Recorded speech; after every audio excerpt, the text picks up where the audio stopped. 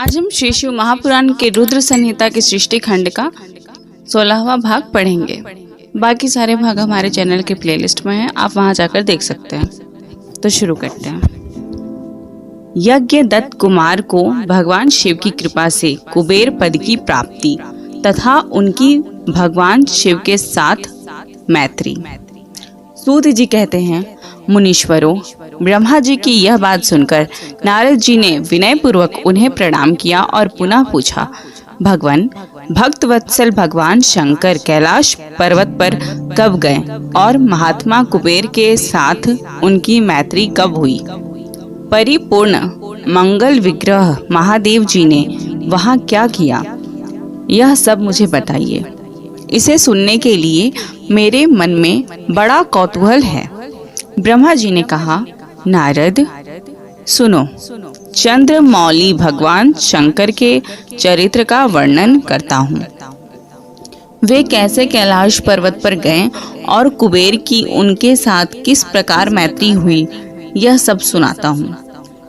काम्पिल्य नगर में यज्ञदत्त नाम से प्रसिद्ध एक ब्राह्मण रहते थे, जो बड़े सदाचारी थे। उनके एक पुत्र हुए, जिसका नाम गुणनिधि था। वह बड़ा ही दुराचारी और जुआरी हो गया था। पिता ने अपने उस पुत्र को त्याग दिया। वह घर से निकल गया और कई दिनों तक भूखा भटकता रहा। एक दिन वह नैवेद्य चुराने की इच्छा से एक शिव मंदिर में गया। वहां उसने अपने वस्त्र को जलाकर उजाला किया। यह मानो उसके द्वारा भगवान शिव के लिए दीपदान किया गया। तत्पश्चात वह चोरी में पकड़ा गया और उसे प्राण दंड मिला। अपने कुकर्मों के कारण वह यमदूतों द्वारा बांधा गया। इतने में ही भगवान शंकर के पार्षद वहां आ पहुँचे और उन्होंने उसे उनके बंधन से छुड़ा दिया। शिव गणों के संग से उसका हृदय शुद्ध हो गया था, अतः वह उन्हीं के साथ तत्काल शिवलोक में चला गया। वहां सारे दिव्य भोगों का उपभोग तथा उमा महेश्वर का सेवन करके कालांतर में वह कलिंगराज अरिंदम का पुत्र हुआ। वहां उसका नाम था दम। वह निरंतर भगवान शिव की सेवा में लगा रहता था। बालक होने पर भी वह दूसरे बालकों के साथ शिव का भजन किया करता था। वह क्रमशः युवावस्था को प्राप्त हुआ और पिता के परलोक गमन के पश्चात राज सिंहासन पर बैठा। राजा दम बड़ी प्रसन्नता के साथ सब और शिव धर्मों का प्रचार करने लगे। भूपाल दम का दमन करना दूसरों के लिए सर्वथा कठिन था। ब्राह्मण समस्त शिवालयों में दीपदान करने के अतिरिक्त वे दूसरे किसी धर्म को नहीं जानते थे। उन्होंने अपने राज्य में रहने वाले समस्त ग्रामाध्यक्षों को बुलाकर यह आज्ञा दे दी कि शिव मंदिर में दीपदान करना सबके लिए अनिवार्य होगा। जिस ग्रामाध्यक्ष के गांव के पास जितने शिवालय हों, वहां बिना कोई विचार किए सदा दीप जलाना चाहिए। आजीवन इसी धर्म का पालन करने के कारण राजा दम ने बहुत बड़ी धर्म संपत्ति का संचय कर लिया। फिर वे काल धर्म के अधीन हो गए। दीपदान की वासना से युक्त होने के कारण उन्होंने शिवालयों में बहुत से दीप जलवाए और उसके फलस्वरूप जन्मांतर में वे रत्नमय दीपों की प्रभा के अक्षय हो अलंकारपुरी के स्वामी हुए। इस प्रकार भगवान शिव के लिए किया हुआ थोड़ा सा भी पूजन या आराधन समयानुसार महान फल देता है। ऐसा जानकर उत्तम सुख की इच्छा रखने वाले लोगों को शिव का भजन अवश्य करना चाहिए।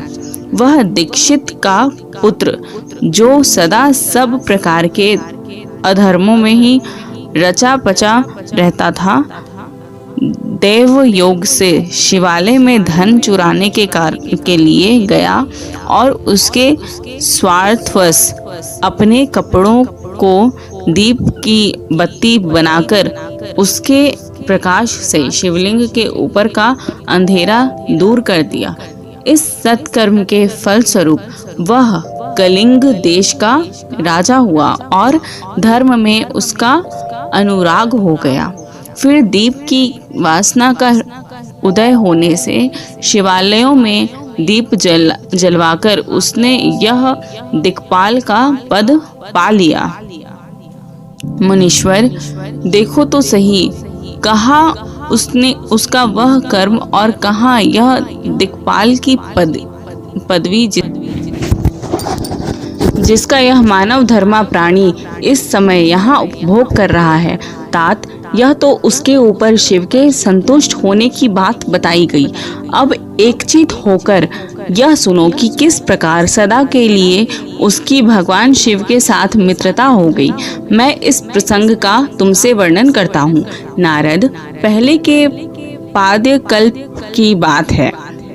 मुझ ब्रह्मा के मानस पुत्र पुलस्त्य से विश्रवा का जन्म हुआ और विश्रवा के पुत्र वैश्वन यानी कुबेर हुए। उन्होंने पूर्व काल में अत्यंत उग्र तपस्या के द्वारा त्रिनेत्रधारी महादेव की आराधना करके विश्वकर्मा की बनाई हुई इस अलकारपुरी का उपभोग किया। जब वह कल्प व्यतीत हो गया और मेघवाहन कल्प आरंभ हुआ, उस समय वह यज्ञदत्त का पुत्र, जो प्रकाश का दान करने वाला था, कुबेर के रूप में अत्यंत दुस्सह तपस्या करने लगा।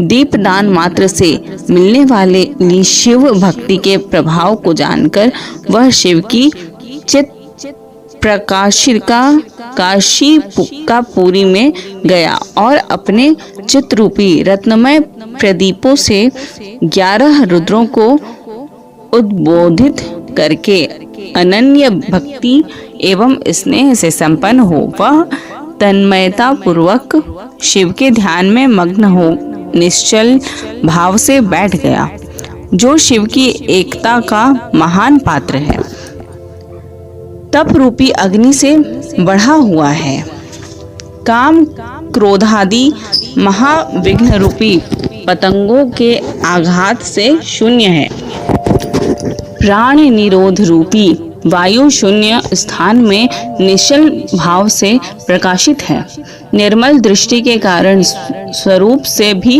निर्मल है तथा सद्भाव रूपी पुष्पों से जिसकी पूजा की गई है। ऐसे शिवलिंग की प्रतिष्ठा करके वह तब तक तपस्या में लगा रहा जब तक उसके शरीर में केवल अस्थि और चर्म मात्र ही अवशिष्ट नहीं रह गए। इस प्रकार उसने 10,000 वर्षों तक तपस्या की। तदनंतर विशालाक्षी पार्वती देवी के साथ भगवान विश्वनाथ कुबेर के पास आए। उन्होंने प्रसन्न चित्त से अलकापति की ओर देखा। वे शिवलिंग में मन को एकाग्र करके ठूठे काठ की भांति स्थिर भाव से बैठे थे। भगवान शिव ने उनसे कहा, अलकापते, मैं वर देने के लिए उद्यत हूँ, तुम अपना मनोरथ बताओ। यह वाणी सुनकर तपस्या के धनी कुबेर ने जो ही आंखें खोलकर देखा ही उमावल्लभ भगवान श्रीकंठ सामने खड़े दिखाई दिए। वे उदय काल के सहस्त्रों सूर्यों से भी अधिक तेजस्वी थे और उनके मस्तक पर चंद्रमा अपनी चांदनी बिखेर रहे थे। भगवान शंकर के तेज से उनकी आंखें चौंधिया गई, उनका तेज प्रतिहत हो गया और वे नेत्र बंद करके मनोरथ से भी परे विराजमान देवेश्वर शिव से बोले, नाथ, मेरे नेत्रों को वह दृष्टि शक्ति दीजिए जिससे आपके चरणारविंदों का दर्शन हो सके। स्वामीन, आपका प्रत्यक्ष दर्शन हो यही मेरे लिए सबसे बड़ा वर है। इस दूसरे किसी वर से मेरा क्या प्रयोजन है। चंद्रशेखर, आपको नमस्कार है। कुबेर की यह बात सुनकर देवाधिदेव उमापति ने अपनी हथेली से उनका स्पर्श करके उन्हें देखने की शक्ति प्रदान की। दृष्टि शक्ति मिल जाने पर यज्ञदत्त के उस पुत्र ने आंखें फाड़कर पहले उमा की ओर ही देखना आरंभ किया। वह मन ही मन सोचने लगा, भगवान शंकर के समीप यह सर्वांग सुंदरी कौन है?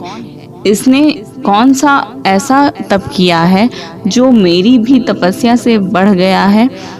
यह रूप, यह प्रेम, यह सौभाग्य और यह असीम शोभा सभी अद्भुत हैं। वह ब्राह्मण कुमार बार बार यही कहने लगा। जब बार बार यही कहता हुआ वह क्रूर दृष्टि से उनकी ओर देखने लगा, तब वामा के अवलोकन से उनकी बाईं आंखें फूट गई। तदनंतर देवी पार्वती ने महादेव जी से कहा, प्रभु, यह दुष्ट तपस्वी बार बार मेरी ओर देखकर क्या बक रहा है? आप मेरी तपस्या के तेज को प्रकट कीजिए। देवी की यह बात सुनकर भगवान शिव ने हंसते हुए उनसे कहा, उमे, यह तुम्हारा पुत्र है। यह तुम्हें क्रूर दृष्टि से नहीं देखता, अपितु तुम्हारी तप संपत्ति का वर्णन कर रहा है। देवी से ऐसा कहकर भगवान शिव पुनः उस ब्राह्मण कुमार से बोले, वत्स, मैं तुम्हारी तपस्या से संतुष्ट होकर तुम्हें वर देता हूँ। तुम निधियों के स्वामी और गुणकों के राजा हो जाओ। सुवर्त, यक्षों, किन्नरों और राजाओं के भी राजा होकर पुण्य जनों के पालक और सबके लिए धन के दाता बनो। मेरे साथ तुम्हारी सदा मैत्री बनी रहेगी और मैं नित्य तुम्हारे निकट निवास करूंगा। मित्र, तुम्हारी प्रीति बढ़ाने के लिए मैं अलका के पास ही रहूंगा। आओ, इन उमा देवी के चरणों में साष्टांग प्रणाम करो, क्योंकि ये तुम्हारी माता है। महाभक्त यज्ञदत्त कुमार, तुम अत्यंत प्रसन्नचित्त से इनके चरणों में गिर जाओ। ब्रह्मा जी कहते हैं, नारद, इस प्रकार वर देकर भगवान शिव ने पार्वती देवी से फिर कहा, देवेश्वरी, इस पर कृपा करो। तपस्विनी, यह तुम्हारा पुत्र है।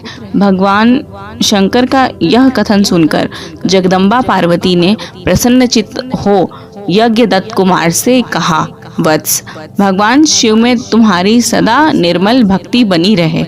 तुम्हारी बाईं आंख तो फूट गई है, इसलिए एक ही पिंगल नेत्र से युक्त रहो। महादेव जी ने जो वर दिए हैं वे सब उसी रूप में तुम्हें सुलभ हो। बेटा, मेरे रूप के प्रति ईर्ष्या करने के कारण तुम कुबेर नाम से प्रसिद्ध होगे। इस प्रकार कुबेर को वर देकर भगवान महेश्वर पार्वती देवी के साथ अपने विश्वेश्वर धाम में चले गए। इस तरह कुबेर ने भगवान शंकर की मैत्री प्राप्ति की और अलकापुरी के पास जो कैलाश पर्वत है वह भगवान शंकर का निवास हो गया। तो यहाँ पे हमारा 16वां अध्याय कंप्लीट होता है। धन्यवाद।